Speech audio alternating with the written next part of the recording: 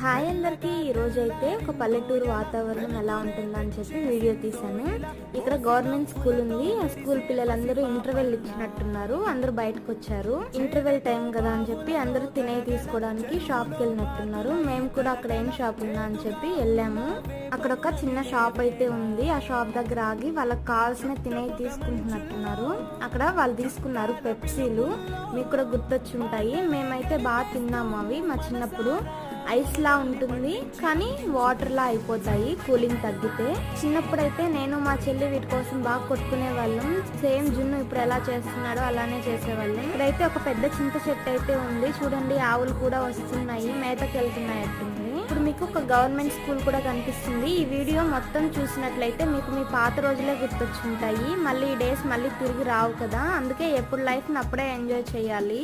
ఈ వీడియో నచ్చుంటే లైక్ చేసి సబ్స్క్రైబ్ చేయండి. Bye bye.